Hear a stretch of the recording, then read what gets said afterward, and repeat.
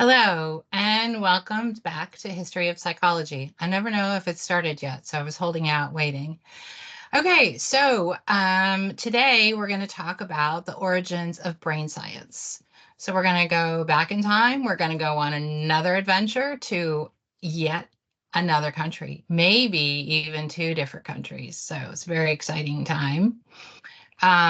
Just to frame this lecture, I am using a background that's an office from the Brain Health Center at UTD. And if you look on the wall right here, you can see that this is a book with a book cover with a picture of a brain that was written by a faculty member at UTD. And over here on my left shoulder is another brain image. And all of these books have something to do with brain science. And then right here is a phrenology head, and there's another little one back here. Those are going to be really important for our lecture. I wish I could just like hold it up for you, but there it is. So it's a phrenology head. This one back here is from England. It was bought at the one of the markets in London. Okay, so let's get going. All right, let's share the slides. And if you have any questions, remember to email me and I will be happy to answer any questions you have. Okay, slides, move that. And action, come on, action. All right, so not so much action. All right, so origins of brain science. We're going to talk about the scholars of Willis, Gall, Florence, Broca, and Wernick. Okay, so we're going to go on an exciting adventure and learn about how, we talked about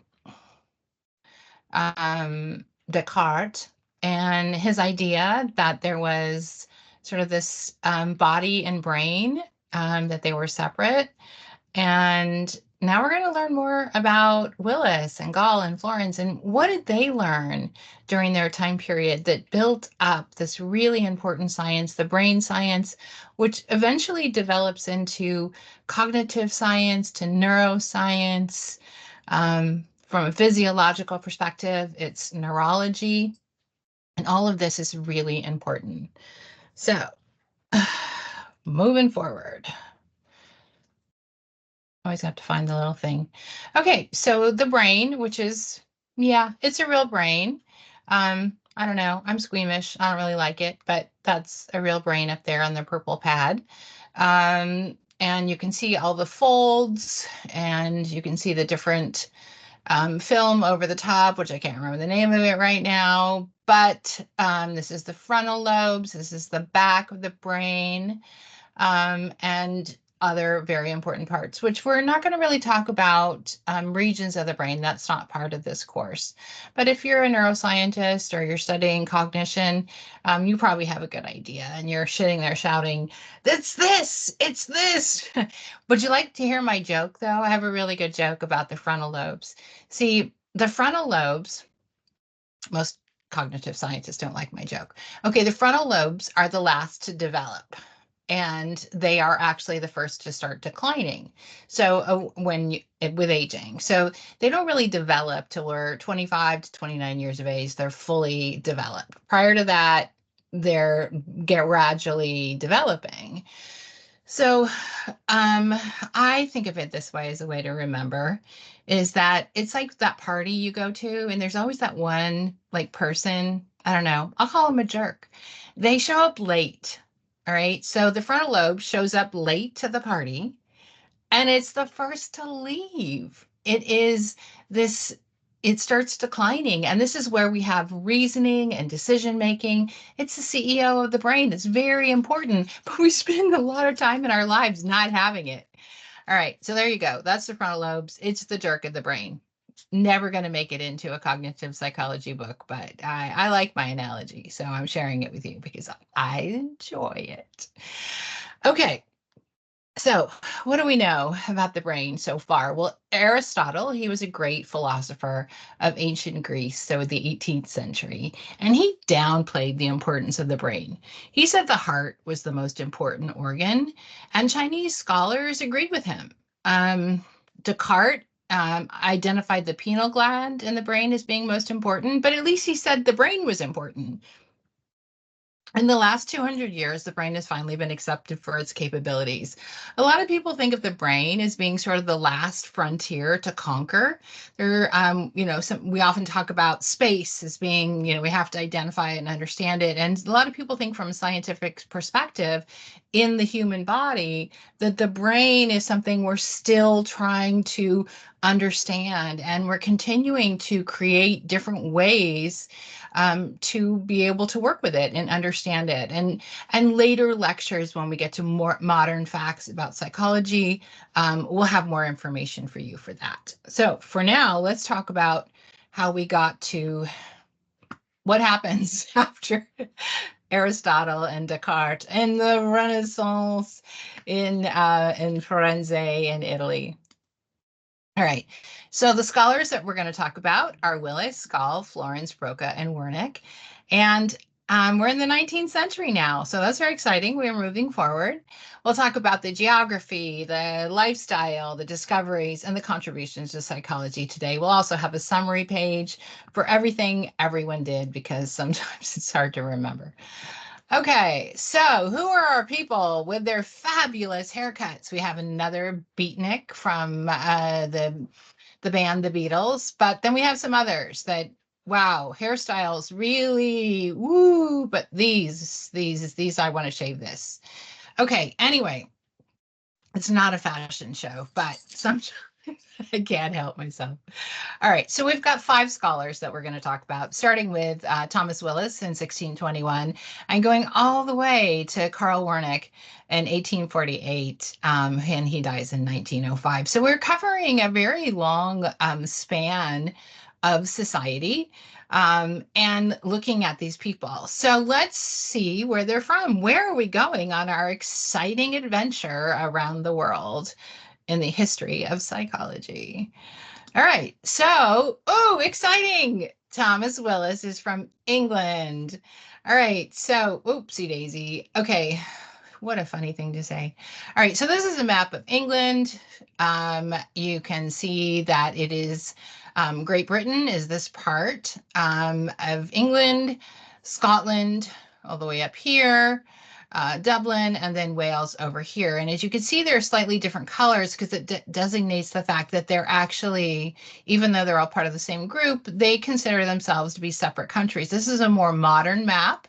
And so they have moved away from England. So the United Kingdom is all of these together, whereas Great Britain would be just considered this green area here. Okay, and if I've confused you, I'm sorry. All right, so the climate was dry for many seasons, and then it was remarkably cold for a long period of time compared to the 20th and 21st century. It's cold in England anyways. It's rainy, it's gray. They were burning coal to keep warm, so it was foggy. It was really, like really at night. It was a low sky, and people had a lot of lung problems. This is a map of London. You can see the Thames here, the River Thames is very busy with boats, with sails. You can see the masts. And so it was, if you go to London now, you won't see it like this. There's more like boats parked on the side of the Thames that are pubs. There might have been something like that back then too, but it's not really a working river the way it was. And you can see St. Paul's back here in the background. At the time, King Charles I was the King of England, and he was the King of the United Kingdom. They had many colonies, and here is our beautiful Thomas Willis in his wool outfit, of course, because wool was all they had to wear. Cotton wasn't invented yet. All right, so what were the economy and activities during that time period? Well, England was a wealthy economy, so they had a lot of jobs building. So if it's wealthy, you build a lot. They're cloth weavers because they had to weave, whoopsie daisy, they had to weave all this wool from the sheep that came from Scotland and northern England. They had tailors and fishmongers and grocers, vintners, winemakers, skinners. You get that part, the animal skinning, the haberdashers, people that worked at Walmart. basically. Walmart didn't exist, but you get my point. Domestic staff for the gentry, building laborers. But there were many that were unemployed. And debtor's prison was something that was real. And if you couldn't pay your debt, you went to debtor's prison. Even if you were someone in the upper class, it was a miserable existence. Go to England and see some of the prisons and try to imagine how the heck did they survive. It's hard enough to walk around in our good clothing and our protective rainwear and wind protection, but to live in those damp, cold, it just gets in your bones. I spent 5 years in England and ooh, it was cold. Okay. Um, these are people that are working. You had people that were, I love the outfits. This is how they went to work with little hats and everything. And these are people that are spinning the wool. The activities at the time period varied depending, of course, on social class. England was very much a social class system. There was the upper class, the middle class, and the lower class.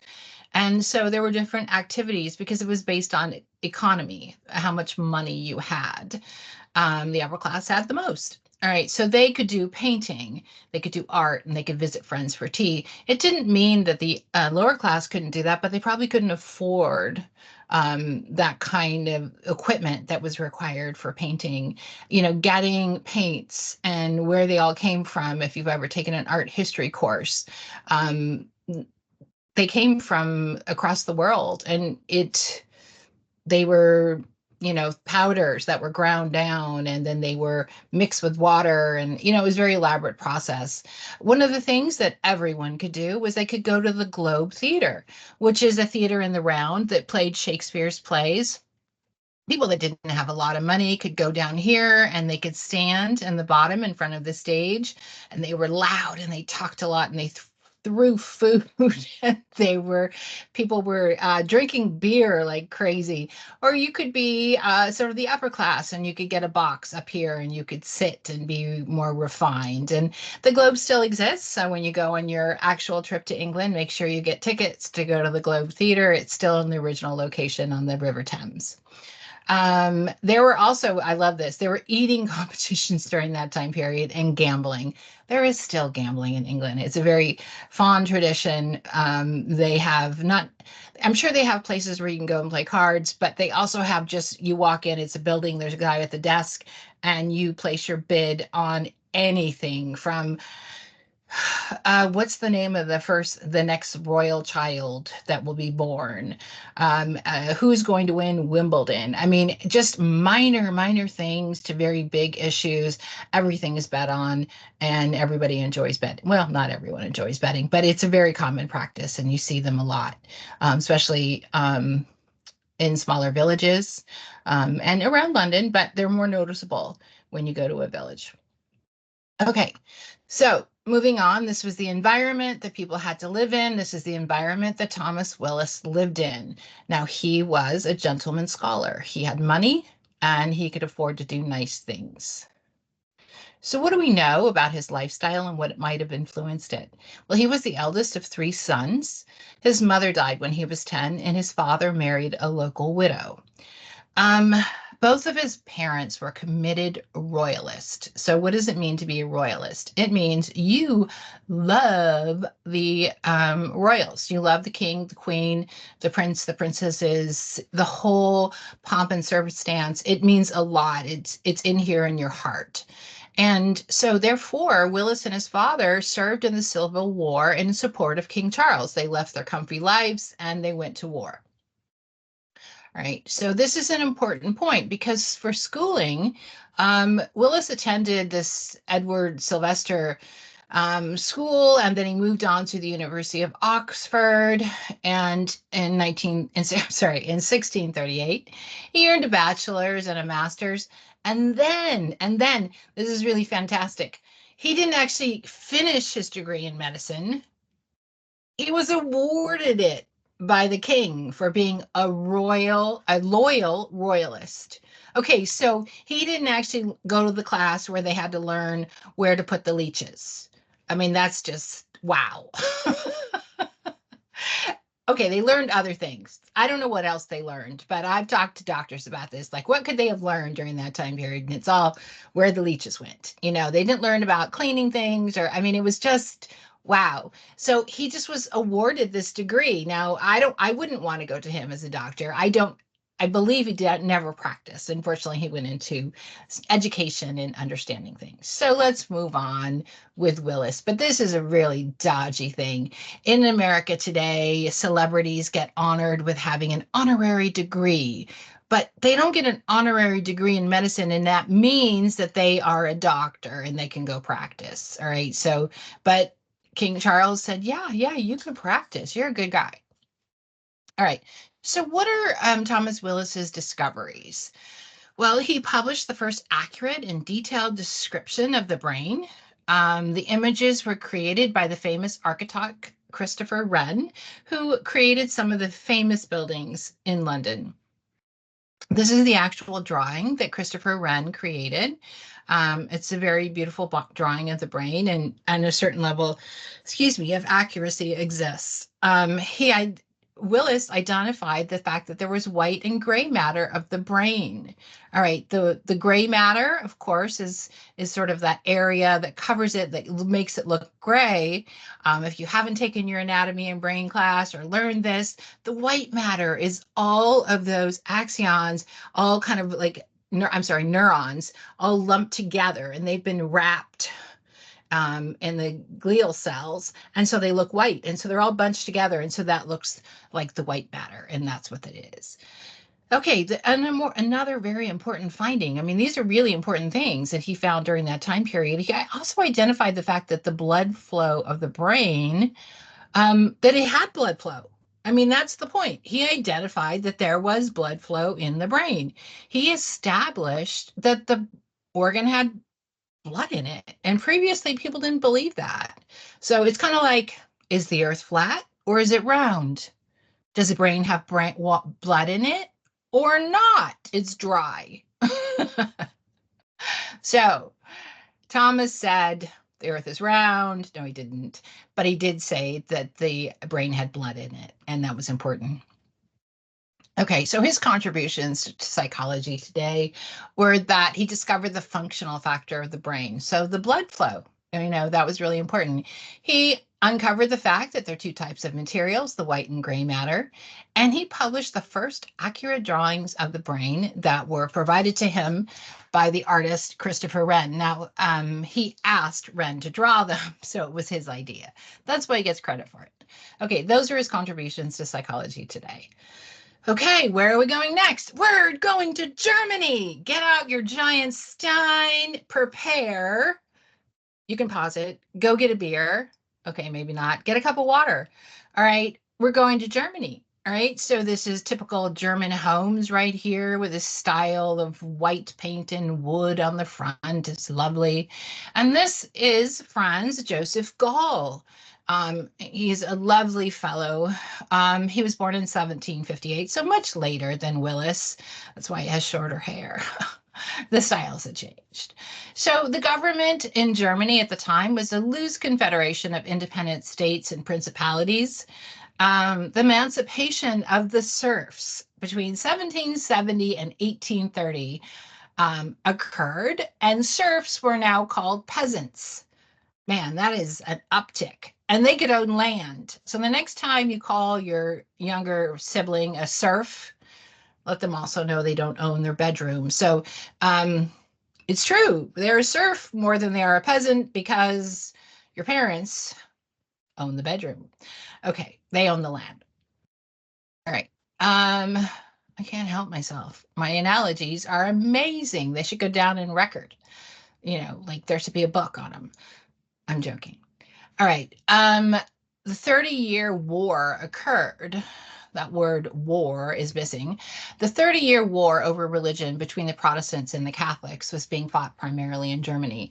Now, just like Willis, it's very possible that Gall was impacted by the wars that were occurring. Wallace sort of stopped his education in order to go to war and support the king. Now, the French Revolution was happening as well. Now, he's in Germany, but the French Revolution was occurring in 1789. So that would have been about, somebody do the math quickly. He was like 30 years old, approximately. All right, in 1850. So he was in the middle of his education. Now, interesting, the French Revolution was celebrated by the Germans. They notoriously hate the French. The English hate the Germans. This still continues. So, with the onset of the Reign of Terror in France, this is where they beheaded all of the establishment and the upper class. The Germans thought, and they began to look to Germans for enlightenment. And they started thinking, we're not so into the French anymore. This image right here on the right that I was talking about is the Black Forest. And this is the region that Franz Joseph Gall was born in. It's beautiful. If you ever get a chance to go, definitely put it on your destination list. I hope by now you've got a book out and you're writing down, where are you going to go? I mean, we're going proverbially, but you know, these are the places. You got to do it. Okay. So what was going on during that time period from a government and economy? Well, it was ruled by a king, King William the First, King William, 1771 to 1888. Now, this is an interesting kind of change. So we talked about Germany, but really it's Prussia. So Prussia was was this, owned most of the land. The country was called Prussia. Um, and then eventually Germany takes it all over and it becomes German land. So we kind of have this transfer of Prussia to Germany, and during that time period, it built up a chemical industry, which was very exciting. So they had a lot of jobs in agriculture, but also in chemicals. You know, what were they doing with it? How were they manufacturing it? The Germans were ahead scientifically. They were very much farther ahead than any other country. And here they're already thinking about a chemical industry. I don't think they were making soap. It might have been, but I don't think so. Okay, so this is King William. And we had activities. The Prussians had looked to France for intellectual ideas, and as I said, they started to look to themselves for enlightenment. So there was lots of painting and literature was being published and shared. This was a time period. This is actually a page of a book from that time period, and you can see the beautiful hand printed writing. And this is someone lecturing and everyone sitting around. This is a painting. It's not real life, but it's based on something that might have occurred and probably then enhanced artistically. Okay, so the Germans were ahead of time, Prussia ahead of time. All right, so let's learn about Gaul. All right, so as I said, Gaul was born in the village of Tiefenbronn, Germany, which is down here in what's called Baden-Württemberg. Baden-Württemberg. So if you go to Germany and you want to go to the Black Forest, you need to go all the way down here. And for to understand what we're talking about, all the way up here is Berlin. Bonn is over here. We're going to talk about the University of Bonn on several occasions. And right over here next to Bonn is the Netherlands. Right? So they could just, nip over to the Netherlands, and France is down here. All right. So it's quite easy if you want to go visit, go to Bonn, stay there, and then make your trips.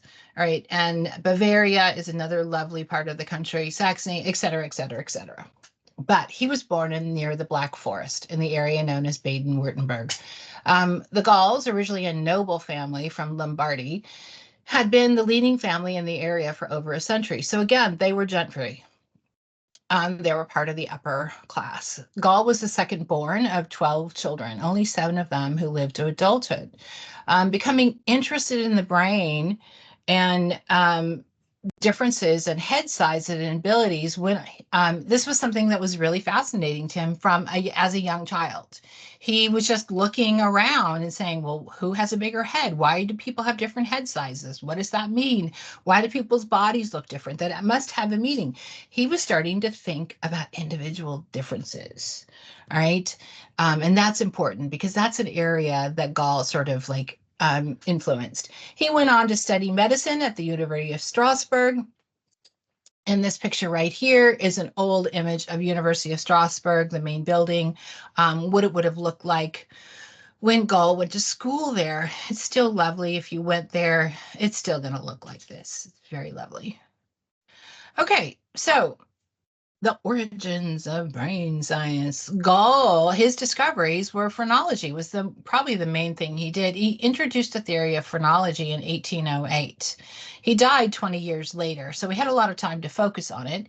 These are images of phrenology. He mapped the brain like you might map a region or a country, like we saw the mapping of Germany where it had different names. Well, it was the same thing for Gall. He mapped it and he gave it numbers.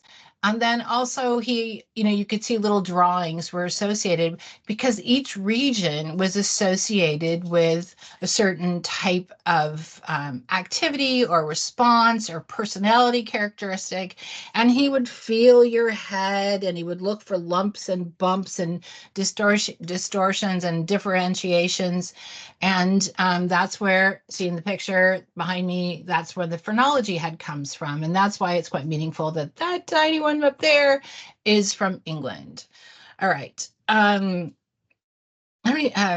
Anyway, so phrenology is really based on the concept that the brain is the organ of the mind and that certain areas have localized specific functions or modalities. Phonologists believed that they were called phrenologists. That was the official name. I am a phrenologist. Okay, they believe that the mind has a set of different mental faculties, with each particular faculty represented in a different area of the brain. So these were the faculties. Whoopsie daisy.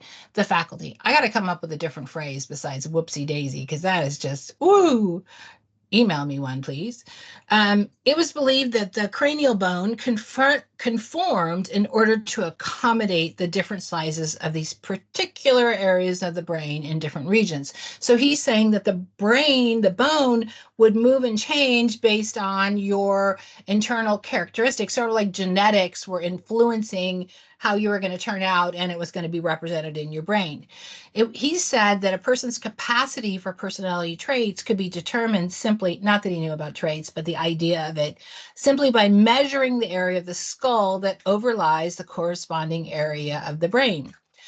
Gall compared the anatomy of the many animals and humans, identifying the neurons and how the outer surface cortex of the brain changed in the development of the science of phrenology. Phrenology holds that traits and abilities reside in certain parts of the brain and can be measured by the bumps and indentations in the skull. It is interesting. I mean, it's interesting idea. I sort of equate it to the number of personality questionnaires that are out there on whatever app or website that you are interested in. There are tons of them. And people bring them up. I'm a blue, I'm a red, I'm a number one, I'm kind of a number five. So many different things. And from a psychological perspective, those are not the ones that we accept. We accept Costa and McCrae as being the people that know about personality traits. And these other ones are sort of watering it down and changing the constructs. So that's kind of what Gall did. He started off with these bumps and these ideology. It was mostly discredited as a science in 1840, mostly, all right? There were several that conducted animal brain experiments with electrical impulses, further identifying other regions of the brain that didn't correspond with Gall's. So people started to say, nah, phrenology is not accurate. So these experiments by Fritsch and Hotzig and Ferrer, with animals, I know it's cruel, let's just move on, providing that phrenology was not an accurate science. Many of phrenology's assumptions were harmful. They were slanderous to individuals of that time period because they would walk away and be like, and then they would be named that. So let's say you work in a company and the company says everybody, and this is true, this happens in companies, everybody has to take a personality test. And from then on, you are labeled a one. Oh, you're a one. I'm a five. We don't get along. I mean, that's the equivalent of using, to some extent, you're giving people the ability to criticize, to judge, versus accept and understand and try to work things through or figure out how to work together. And sometimes being a one and a five and working together could be great. I'm making this up. But the point is that those kind of things are destructive, but they're very current in today's society. It's very interesting when I hear people talk about it. I won't say what people, but I hear people. Okay, so what was his contribution? His contribution was that the brain had different regions that control different actions and responses. And there he is holding someone's brain and touching it like it's a crystal ball, you know? He indicated the area in the brain that controls language. He got one right. Yeah, he discovered neurons. Okay, so he looked inside the brain and he discovered neurons, which is the white matter. So, that's very exciting. He did do some contributions. He started to have us think about the brain in a different idea, that the brain was important, that it was responsible for a lot of what the body was doing. He was giving it more credit than Descartes did. So, and certainly more than Aristotle did. Okay, moving on. Where are we going next? We're going to France, baby. Okay, so this is exciting. All right. Okay, this is Florence, Pierre Florence, Pierre Florence. All right, he was, the government at the time was Napoleon the First, and then went on to be Napoleon the Third. The climate was usually hot in the summers, and it killed a lot of the grain crops. And that is bad because that means people are hungry.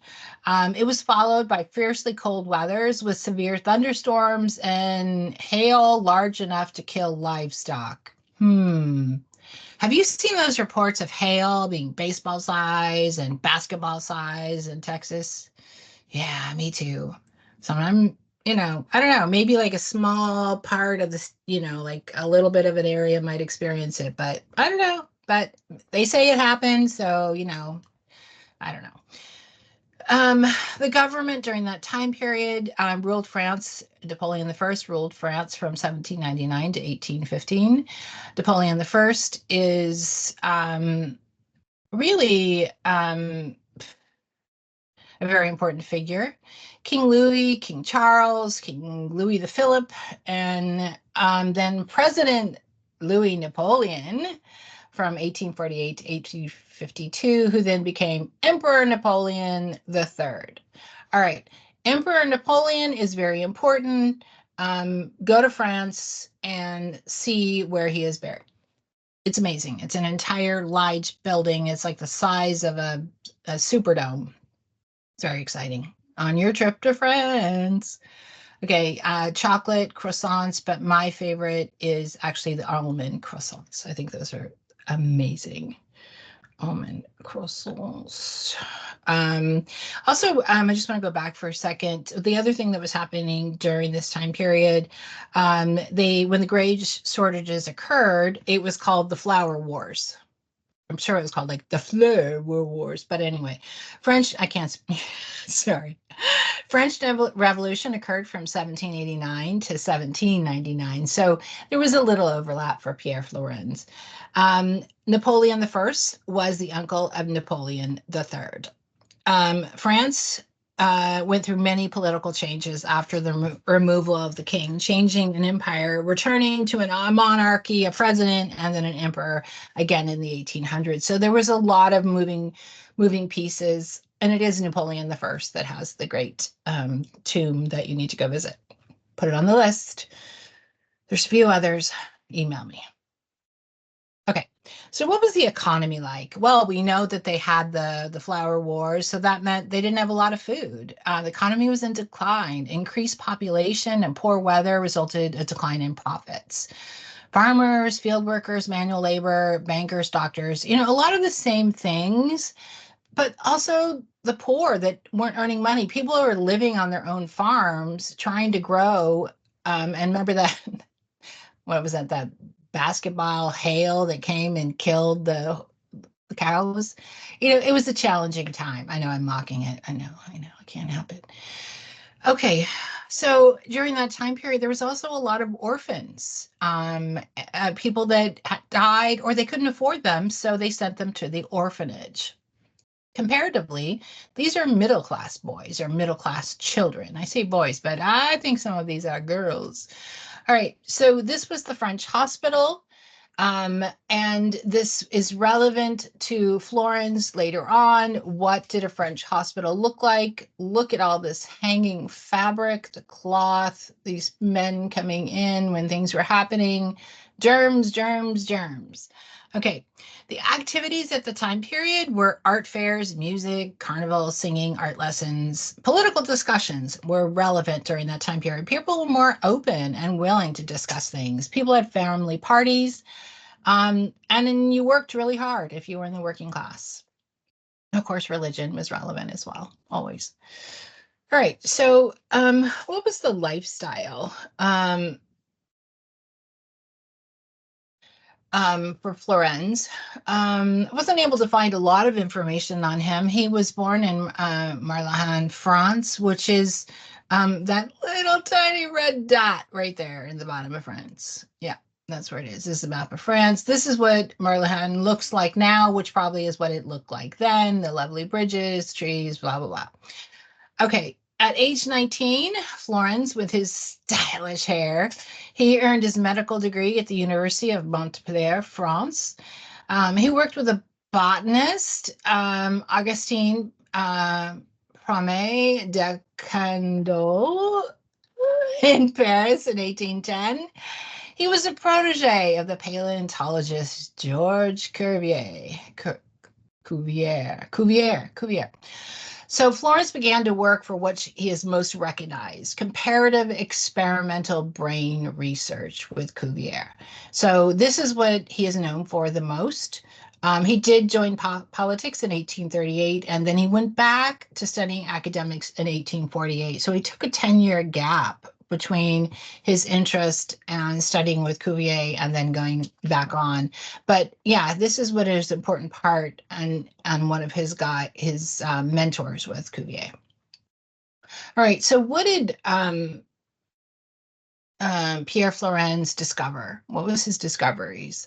Well, he refined brain ablation experiments. Ablation.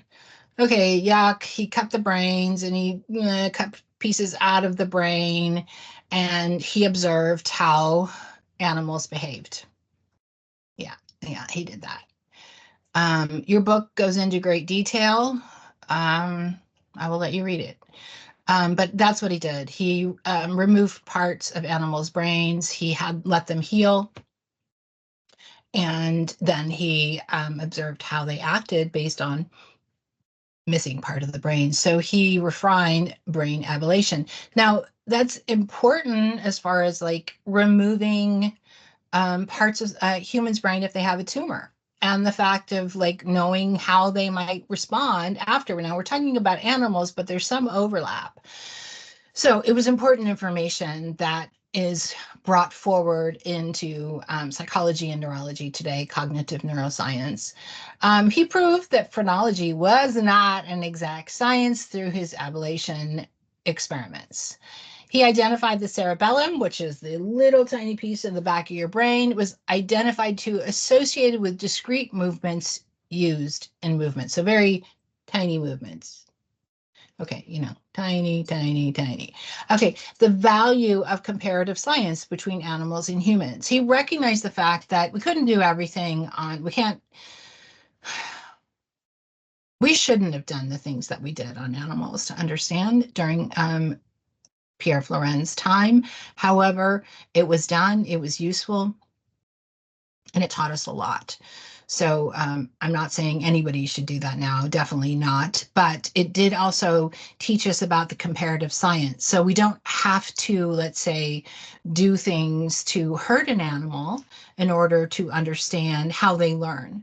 And that is also the when we get later in later lectures, we'll talk about experiments that were done with chickens and chimpanzees and cats, and we learn how they learned, and that is informative for how humans learn and trying those experiments with humans. Okay, they didn't hurt the animals, but we have to start somewhere, and so it was important to recognize that human comparative work with animals was relevant. I'm not justifying, I'm just saying it's a useful technique later on. um, One thing about when we talked to the ablation surgeries that he did, he believed that the brain tissue didn't grow back. He said it didn't regrow.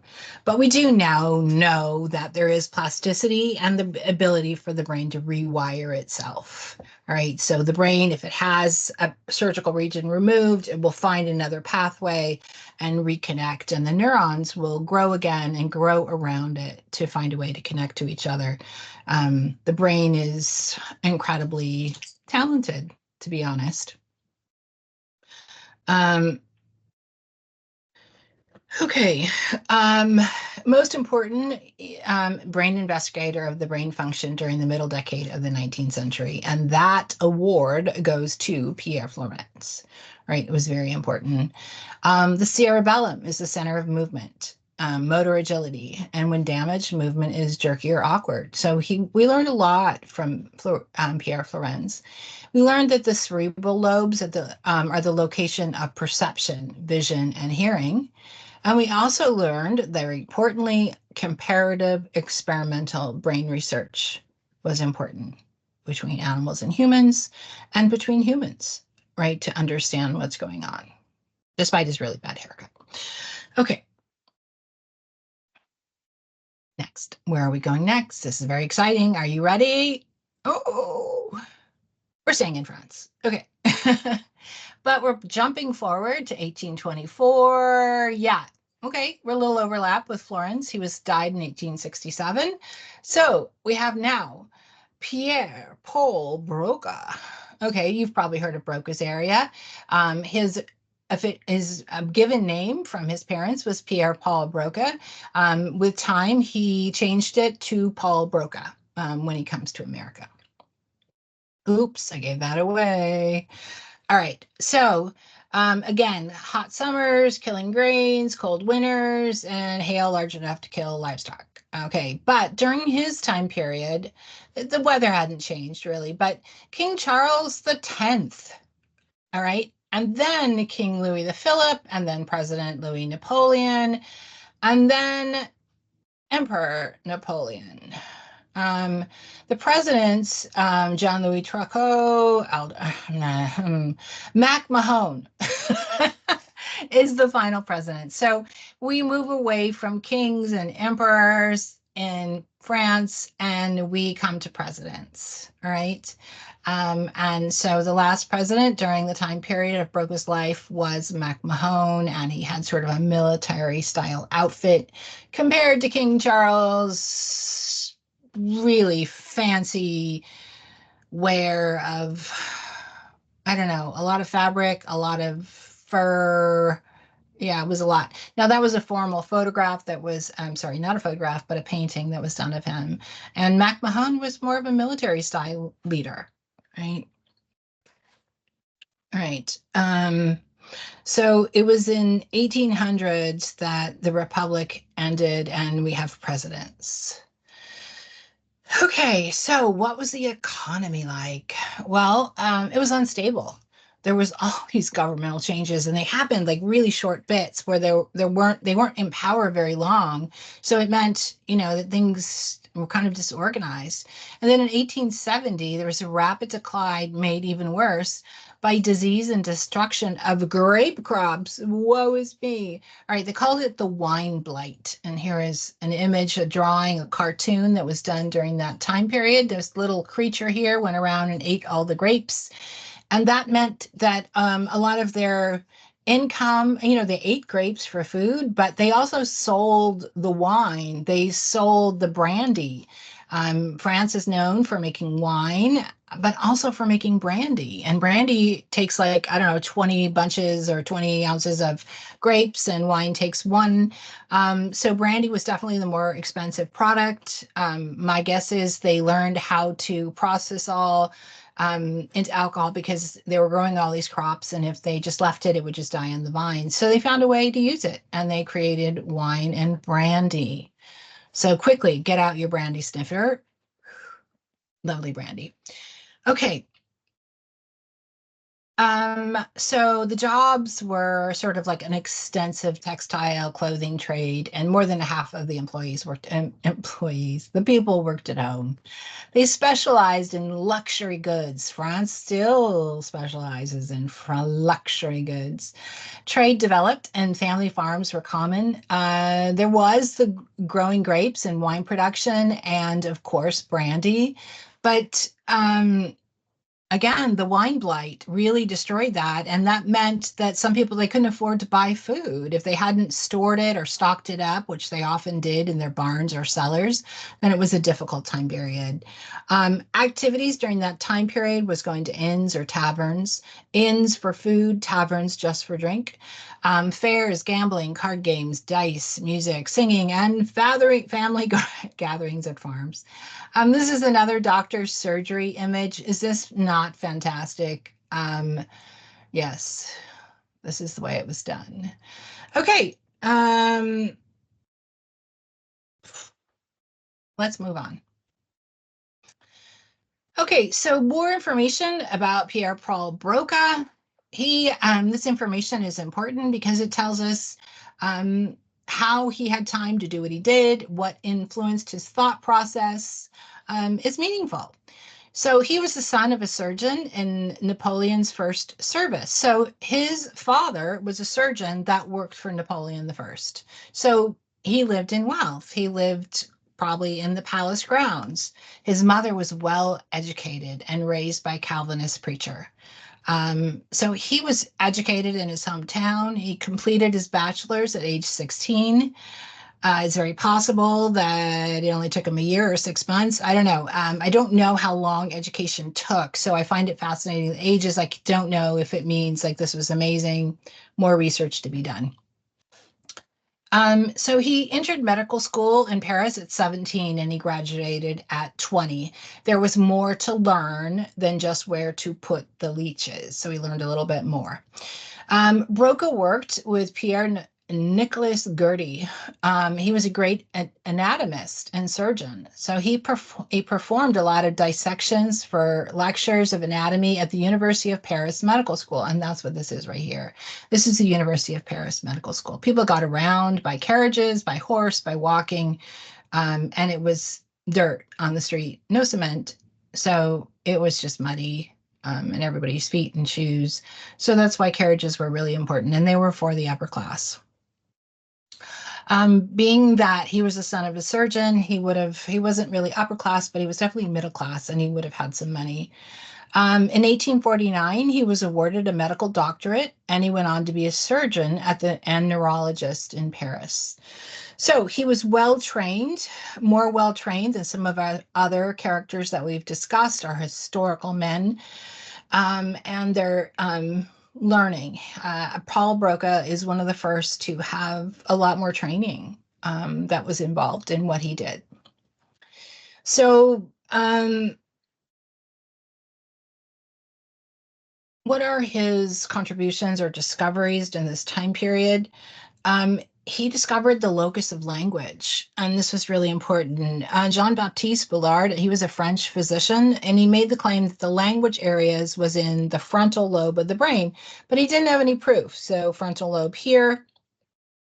But Billard's son-in-law, Ernest Aubertin, a surgeon, supported his claims and announced them. He had gone to a French anthropological meeting in Paris, and Broca was there. So this was meaningful. Okay, we're having meetings of collective scholars and they're sharing information, right? So this is really important. Now, there weren't a lot of people in this area, so coming to these meetings and getting information meant you were a good scholar and you were moving forward in your ideas. So Ballard referred to his patient as Tan because he could only say Tan Tan. Um, and after a while, he became Broca's patient because he became ill and he was moved to the hospital in Paris where Broca worked. And having learned about him from Ballard, I'm sorry, from his son-in-law, um, Ernest Aubertin, he had some ideas of what was going on with this gentleman, Tan Tan. Um, After Tan died, Broca performed an autopsy, an autopsy.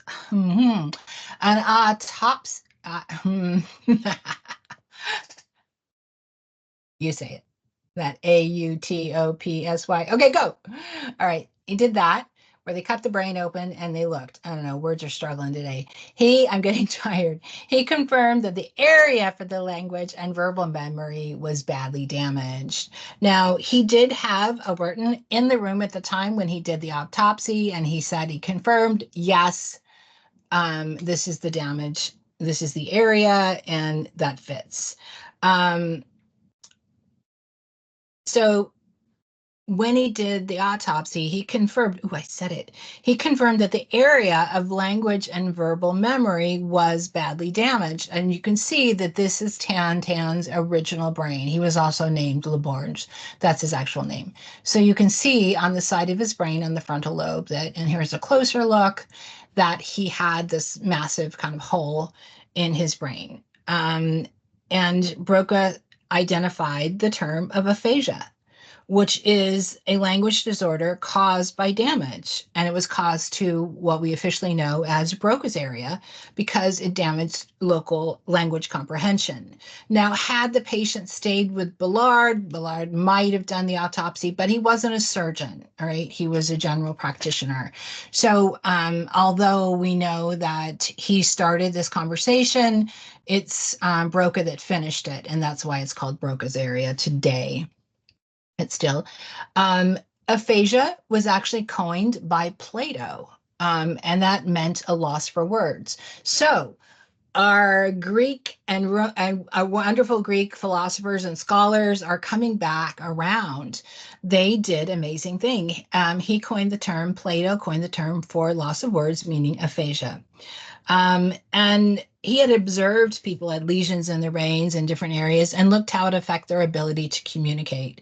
Broca's aphasia is a language disorder caused by damage to the Broca's area that controls language comprehension. I can't say it again, AUTOPSY, confirmed the location of Broca's area in the brain. All right. I will provide some videos of hearing someone with aphasia, so you can look for those on e-learning. So what was his contribution to psychology? Paul Pierre Broca.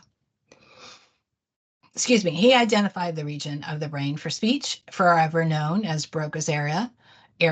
Patients with damage to Broca's area suffered from motor aphasia, expressive aphasia,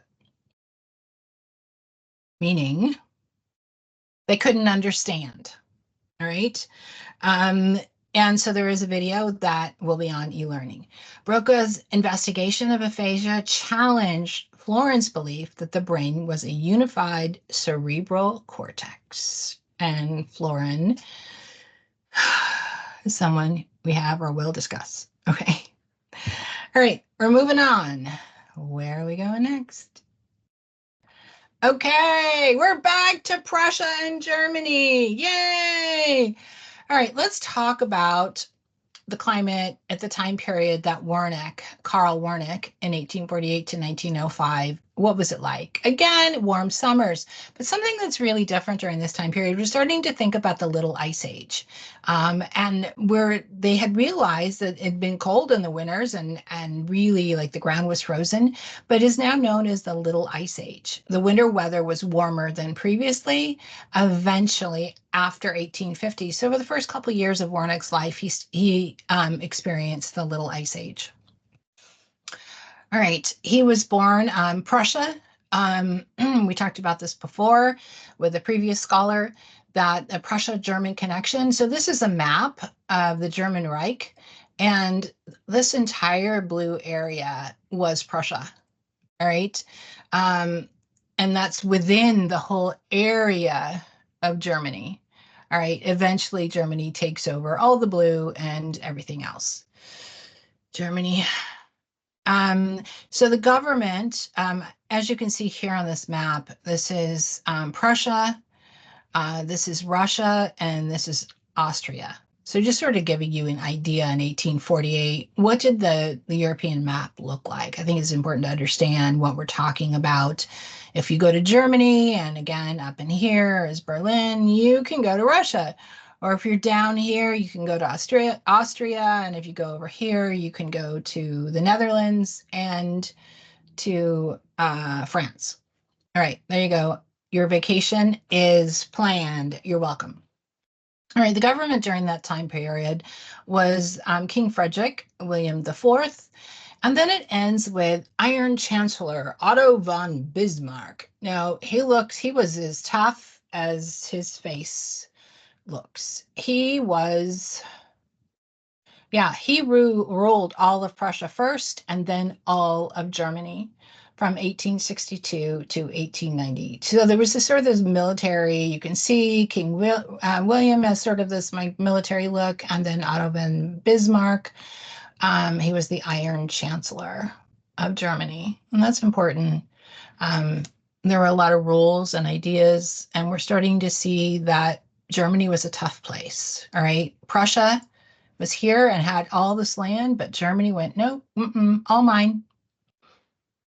And that happened during Wernick's lifetime.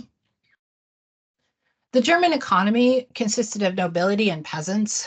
Wasn't a lot of people in the middle. They were able at this time, finally, the peasants were able to get loans from the government, and then land ownership was important.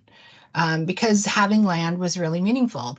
What they grew was theirs. They could sell it, they could eat it, they could do what they want.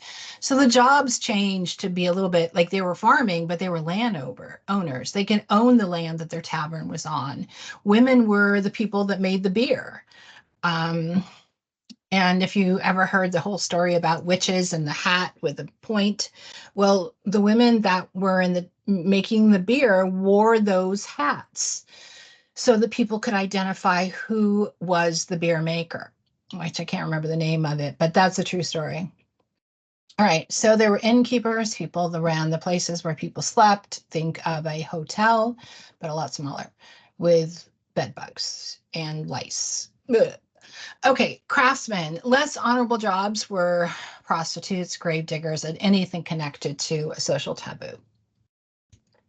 Activities, of course, religion, and there were family celebrations, beer gardens. People are socializing, they're cooking and baking, they're having fairs, and then there's sports.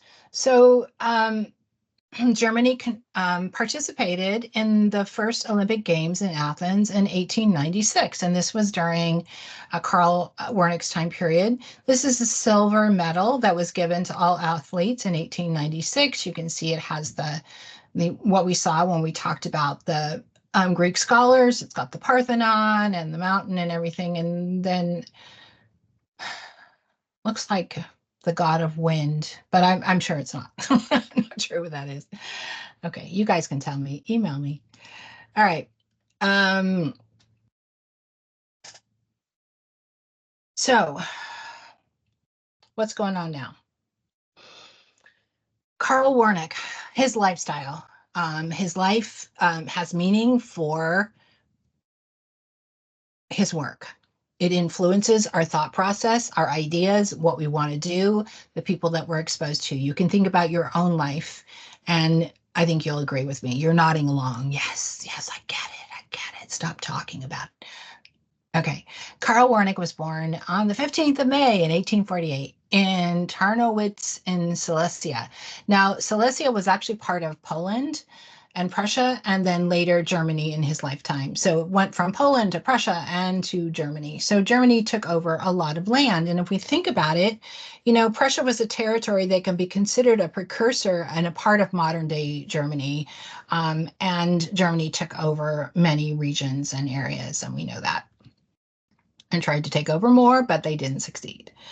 Okay, he was of lower SES. He was lower social economic standing than our previous scholars. He was not a gentleman scholar. He didn't have people to help him. He attended secondary schools, which was called a gymnasium. And it's just like a basic school, like you might go to in your neighborhood. And then he went at the Oakland, yeah, I can't say it, so I'm not going to try. He read medicine at the University of Breslau. I should have practiced. He didn't receive a medical degree, but he completed in 1870. He assisted a surgeon during the Franco-Prussian War, and he engaged in neurology and psychiatry and became an assistant to Heinrich Neumann in the Department of Psychiatry at the University of Breslau. All right, so he went on to medical school. He learned a lot about the brain by being an assistant during the Franco-Prussian War, French-Prussian War. That is Franco-Prussian. It was mean France and Prussia. And again, someone that had been part of war. But during that time period, he learned a lot about the human body and he saw a lot of brains. So he got a really good idea about what's going on. And then he engaged in neurology and psychiatry. Right. And he went on to the Department of Psychiatry. So that was very important. So let's learn about more about his discoveries. Well, he also learned something about aphasia. We have Broca's aphasia here, and then over here we have Wernicke. All right, and I'm sure you might have heard that any class you've gone to, you've learned about Broca and Wernicke. All right, Broca found his area first. So if you need to remember, 1, 2, Broca, Wernicke, BW, I don't know. So he identified a new region when damage resulted in another form of aphasia. He said when their brain was impacted, that it affected their ability to communicate. So aphasia, as we know, is a disorder caused by damage to a specific area of the brain that controls language, expression, and comprehension. Wernicke's aphasia was that they understand what they're saying, but it comes out, the words that they're saying, the language output is word salad. Think fruit salad. Wernicke makes fruit salad. Okay, they just doesn't make any sense. I will also provide you with a video on e-learning for you to listen to a person with Wernicke's aphasia. So the speech appears normal, but the words and sentence structure have no meaning. Word salad, fruit salad, however you want to think about it. Patients did not understand spoken and written language. It was very challenging for them. Okay, so this was, and one of his discovery was the aphasia for spoken language. They understood it, but it didn't come out the way they thought what they were saying. All right. Another one of his discoveries was that he reasoned that the intact brain had conduction fibers causing different brain regions to communicate. Neurons. He was on the way. If the fibers became damaged while the regions, Broca and Wernicke, to these areas are not damaged, the result is not being able to repeat words or phrases. But people can usually read, write, speak, and understand spoken messages despite having damage to these areas. So it indicated that something else was connecting them. Something else was happening. And so he started to think about that there was some kind of fibers. He didn't know they were neurons, but that's what he was thinking about. Well, they were neurons. Okay, So what's his contribution to psychology today? Like I said, it's got a little green video, so you'll be able to watch somebody with Wernicke's aphasia. He proposed a theory of localization, the one we just talked about. Different identifiable regions of the brain control different behaviors. He said these areas interact through nerve fibers to produce more behaviors. He also talked about conduction aphasia. We cannot repeat phrases that are said to us. So he talked about aphasia, where we had Wernicke's aphasia, the word salad. He talked about theory of localization, the different regions of the brain. So kind of going back to phrenology. So even though the phrenology or the phrenologists were a little nutty, um, they had some good ideas. And so we kind of build up and stand on the shoulders of people behind us, and we take their research and we think about it, and we come up with new and exciting ideas. All right, and also the conduction of aphasia was also identified by Wernicke. So let's talk about the summary of all of these wonderful scholars that we've discussed.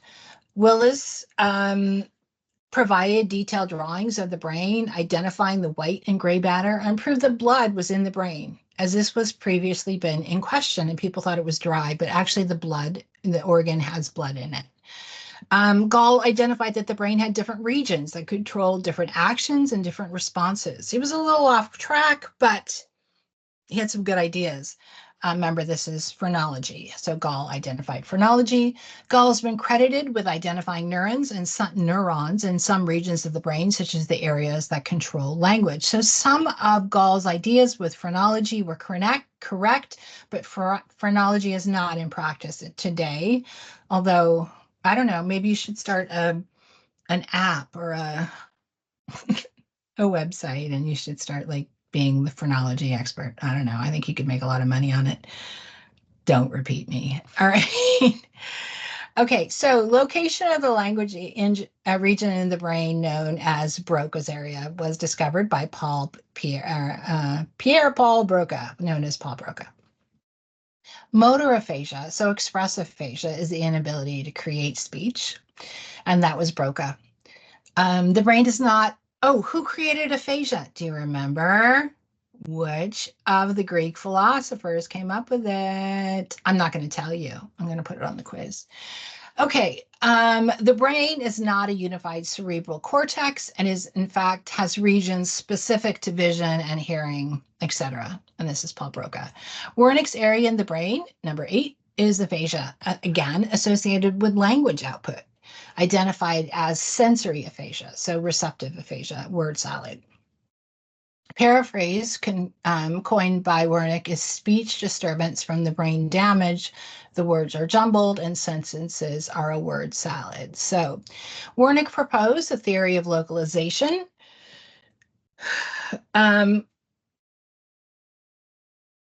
And conduction aphasia, where we cannot repeat phrases. And that's from Wernicke. And I think that's everything.